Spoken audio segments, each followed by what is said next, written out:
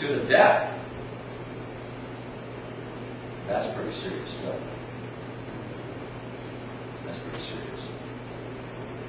And that is pretty telling about the truth about unlawful arrest.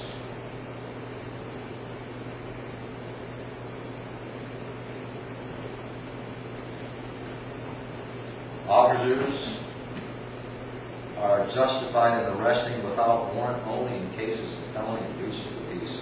This is elementary. It is needless to cite authorities. So says Tillman versus Beard, 121 Michigan, 4 Section 5.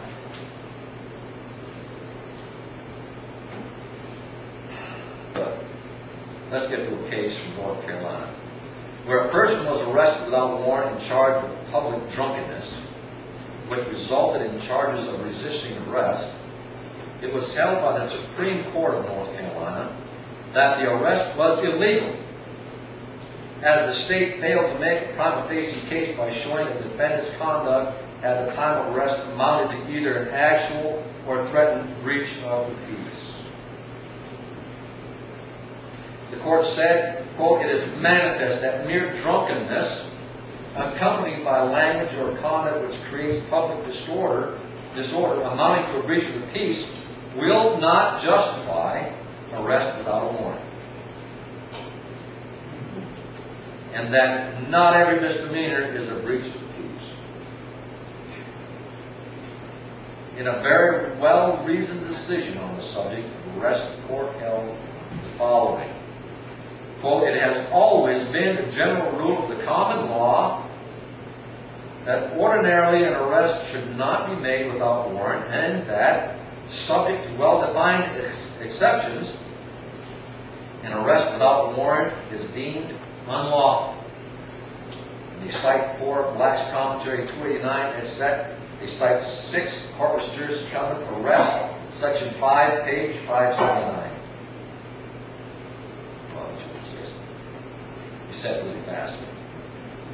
This foundation principle of the common law, designed and intended to protect the people against the abuses of arbitrary arrests, is of ancient origin.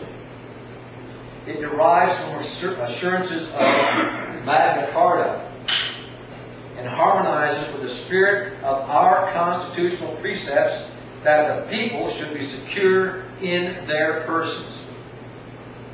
Nevertheless, to this general rule that no man should be taken into custody of the law without the sanction of a warrant or other judicial authority, the processes of the early English common law, in deference to the requirements of public security, worked out a number of exceptions. These exceptions related in the main to cases involving felonies, suspected felonies, and the breaches of peace. As State versus Mobley, 240 North Carolina, 476, 83, Southeast 2nd 100, page 102, 19, who can guess?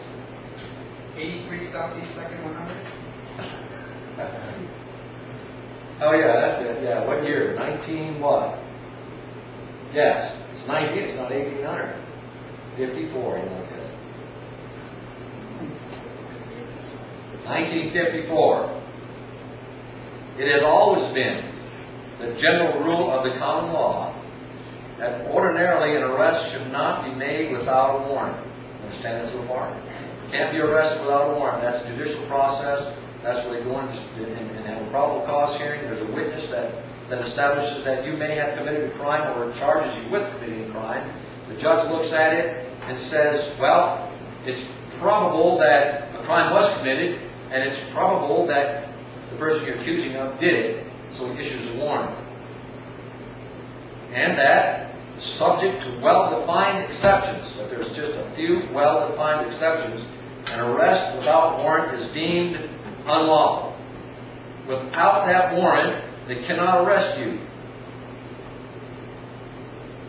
For Black's Commentary 289, and they cite this. Now these are cites. These might be what killed the confusion.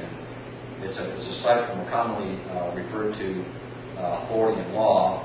Black's commentaries are very good commentaries on the law. Page 29 is second. That means following.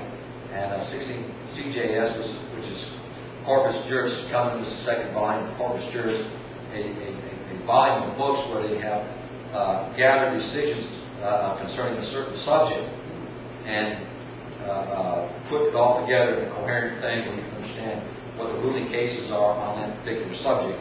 And this is on rest, section 5, page 579. You go to the law library to find these reference materials. And then it says, this foundation principle of the common law.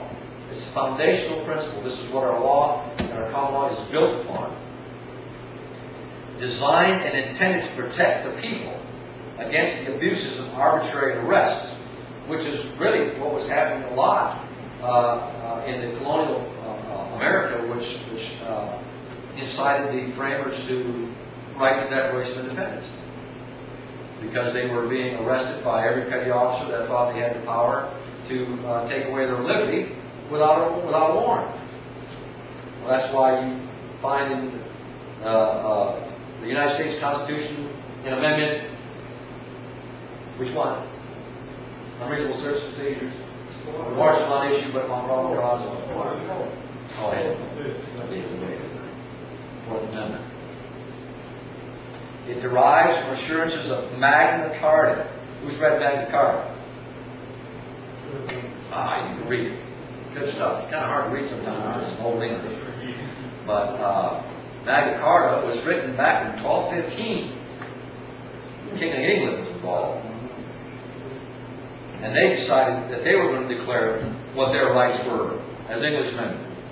And harmonizes with the spirit of our constitutional precepts. I lost it yet? Oh, okay. That the people should be secure in their persons. That was the reason for all this. Nevertheless, to this general rule, that no man should be taken into custody of the law, arrested, without the sanction of a warrant or other judicial authority, the process of the early English common law, in deference to the requirements of public security, worked out a number of exceptions. These exceptions related in the main to cases involving felonies or suspected felonies and the breaches of the peace. The overall opinion of the court stressed the principle of the common law as controlling in arrests. The principle of the common law controlled in whether you could arrest without a warrant or not. Thus characterizing as erroneous the view that any offense in the presence of an officer is arrestable without a warrant.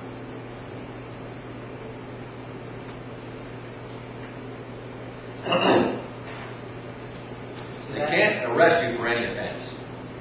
They say they